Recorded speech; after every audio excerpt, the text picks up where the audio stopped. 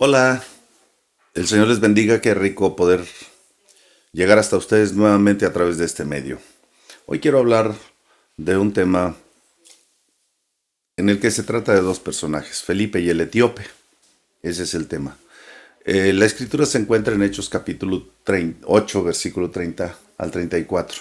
Hechos 8, versículo 30 al 34. Mientras ustedes lo van buscando, quiero introducirme a este tema para hablar de un alto funcionario que hizo un largo viaje y además realizó una compra nada simple.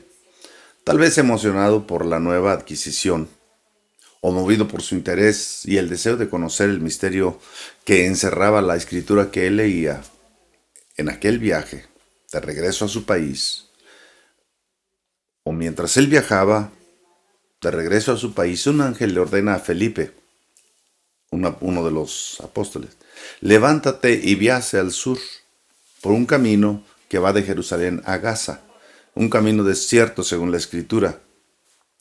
Y Felipe, al caminar, quiero imaginarlo, junto al carruaje, eh, pues vio que aquel hombre leía un rollo y el ángel le ordenó: acércate a ese carro. Y yo quiero preguntar a, a ustedes, muy en lo personal, ¿cuál ha sido su mejor manera de abordar a las personas?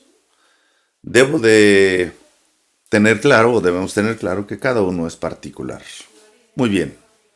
Hechos, capítulo 8, versículo 30 al 34.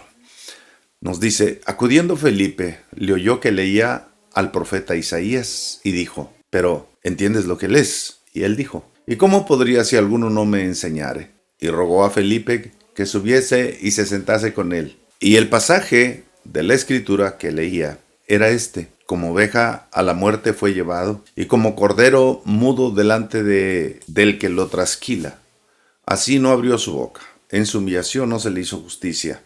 Mas su generación, ¿quién la contará? Porque fue quitado de la tierra su vida. Respondiendo el eunuco dijo a Felipe: te ruego que me digas, ¿de quién dice el profeta esto? ¿De sí mismo o de algún otro? Muy bien, esa es la escritura. Vamos a orar. Padre, te damos muchas gracias por la oportunidad que nos das de estar considerando esta porción de la palabra. Te ruego que la meditación y que la reflexión sobre ella, Señor, sea de bendición a nuestra vida espiritual. En el nombre de Cristo Jesús. Amén. Muy bien. La historia del etíope es la historia de la humanidad y de la iglesia. Muchos desisten de leer su Biblia porque no le entienden. Les da sueño. La lectura no resulta atractiva para una mente anclada en una religión a la medida, en materialismo, para alguien enfermo, o algún vicioso, o alguna persona que su interés pues no está necesariamente en tener una relación con Dios. Entonces pues resulta menos atractiva la palabra. Así que las características del etíope pues son algo que también podemos ver a diariamente en las diferentes personas. En este caso se trata de un hombre muy importante porque era un administrador de todas las riquezas de una reina. Vino a Jerusalén para adorar, eso nos dice la escritura, un versículo antes del que lo que ya leímos. Su expresión revela una realidad común. No entiendo lo que leo. Si no hay quien me enseñe, ¿cómo puedo entenderlo, no? Sin la dirección y ayuda del Espíritu Santo yo tampoco lo entendería. Yo creo que hay muchos hermanos que leemos un pasaje y nos quedamos con la primera impresión y no lo volvemos a leer. Pero si algún día volvemos otra vez a leer ese pasaje, ya no va a tener la misma calidad que tenía cuando lo leímos por primera vez. Y si lo volvemos a leer, va a variar otra vez. Y nosotros vamos caminando y vamos viendo cada vez más, con más claridad, cuando vamos leyendo un pasaje de la Escritura. Cualquiera de nosotros puede estar sentado sobre las mismas riquezas del reino sin entenderlo, podemos venir a adorar pero sin entendimiento y salir del lugar de adoración con las mismas confusiones con las que llegamos a la reunión. Eh, También en segundo lugar, quiero hablar de la tarea del ministerio. No solo es predicar, no solo se trata de abrir la boca y comenzar a hablar de algún pasaje nomás porque sí, sino de traer entendimiento a la iglesia acerca de la fe y del momento que vivimos. La escritura es en gran parte apologista. Quiero decir con esto, es defensiva de la práctica de fe. Hoy se está haciendo moda que los heterosexuales tengan relaciones sexuales sin compromiso. Esto es hablando del momento en que estamos. Que los gays se casen en las iglesias, que las mujeres asuman roles masculinos y que los hombres se comporten más femeninos cada vez, que los niños de 5 a 6 años de edad puedan decidir ser hombre o mujer por el resto de su vida. Pero qué contraste, ¿no? Porque leyendo las noticias estaba oyendo que unos muchachos de 16 años cometieron violación y pues no van a dar no se les sigue un proceso penal porque son menores de edad. O sea, qué contraste, ¿no? Que un niño pueda decidir qué quiere ser, si hombre o mujer, por el resto de su vida, y que una persona ya de 16 años, que falta muy poco para su mayoría de edad, no puede enfrentar un proceso legal solo porque es menor de edad. Pero pues no pueden responder por sus crímenes. Otro aspecto, no hay medicamentos para enfermedades como cáncer y más, pero sí hay patrocinio para positivos de VIH, apoyo para quien desea hacerse cambio de sexo, psicólogo gratuito para quien desea dejar la heterosexualidad, en cambio, para quien desea salir de la homosexualidad, no hay apoyo, y si alguien lo apoya, ya va a ser calificado como un criminal. ¿Cuál es la posición que tenemos ahora, pues, nosotros? La responsabilidad que pesa sobre nuestros hombros es la gran comisión que sin la letra primera con que se escribe esta palabra resulta ser la gran omisión. Somos mensajeros, embajadores del reino de los cielos. Debemos ir predicando el evangelio por donde vayamos, ser fieles al Señor bajo cualquier circunstancia de la vida. La Biblia dice que la iglesia jamás será derrotada, que las puertas del Hades no prevalecerán contra ella. San Mateo capítulo 16, versículo 18. Esto debe darnos el valor de pensar, aun si yo muriera por predicar el Evangelio no para. Toda vez que ha habido mártires por causa del Evangelio, ha sido como si hubiera una mazorca que se siembra y salen muchos otros misioneros, muchas otras personas que van a seguir predicando. Eso cumple la Escritura en más de una ocasión en la historia, en diferentes partes del mundo.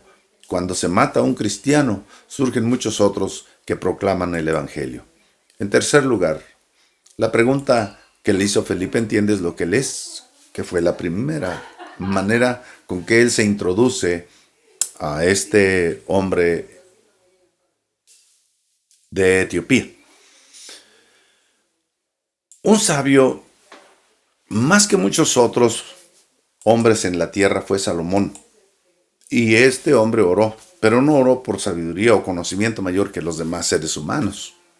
Su oración fue para entender su posición y el tiempo que estaba viviendo y a qué pueblo le tocó gobernar en aquel momento.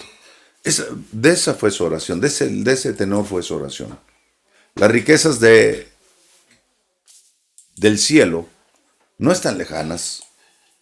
Son una herencia incorruptible, incontaminada e inmarcesible, reservada en los cielos para los que creemos en el Señor, para los que somos guardados por Él. Esto nos dice el apóstol Pedro, cuando nos habla en su primera carta, el capítulo 1, versículos 4 y 5. Ya estamos parados sobre esas riquezas que nos menciona la Escritura, porque a nuestro Padre le ha placido darnos el reino, según San Lucas 12:32. La adoración ya es parte de nuestra vida. Un día yo dejaré de predicar, pero en la eternidad seré un adorador como los demás redimidos. Salomón oró por entendimiento y el objetivo fue esforzarse por construir el templo para adorar. Las riquezas fueron una consecuencia, porque sí, en verdad fue un hombre muy, muy rico. Hoy los papeles se han invertido. Las riquezas son el objetivo y si se logran, entonces adoran las personas. Si las pierden, se lamentan y se rebelan contra su creador. Querido amigo, hasta ahorita he tocado nada más algunos puntos porque no se trata de durar mucho hablando y no se trata de alargar a un discurso. Se trata de entender en qué tiempo estamos viviendo y cuál es nuestra posición. Quiero concluir pidiendo que Dios nos dé entendimiento en el proceso de esta recta final y la actitud correcta y su sabiduría. En medio de todos los interrogantes, tenemos que buscar la dirección del Espíritu Santo de Dios. En medio de todo lo que está pasando, debemos buscar la guianza del Espíritu Santo de Dios. La promesa es que Él nos guiará a toda verdad, que Él nos recordará todo lo que Jesús enseñó. Hagámoslo así y oremos a Dios, que su Espíritu Santo nos guíe a toda verdad. Padre Celestial, esta hora estamos delante de ti. Hay muchas preguntas y hay muchas cosas que nosotros no entendemos y no sabremos. Y al igual que aquel etíope, que de regreso a casa, de regreso a su país, de regreso al reino de aquella parte del mundo, iba buscando diligentemente y seguramente rascándose la cabeza y pensando qué significa esto. Y luego pregunta a Felipe acerca de quién escribió el profeta. Señor, podemos tener un espíritu de adoración, de reverencia y de temor de ti, pero eso no significa que todas nuestras dudas sean despejadas. Eso no significa que no tengamos preguntas. Eso no significa que todo lo entendamos.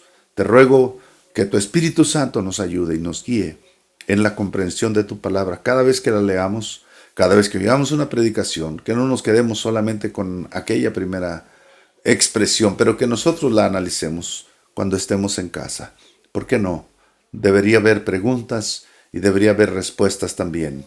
Que tu Espíritu Santo nos guíe y nos ayude a procesar tu palabra en nuestro corazón, porque de ello depende que nosotros caminemos como tú quieres que caminemos. Te amo, Señor, en el nombre de Cristo. Amén.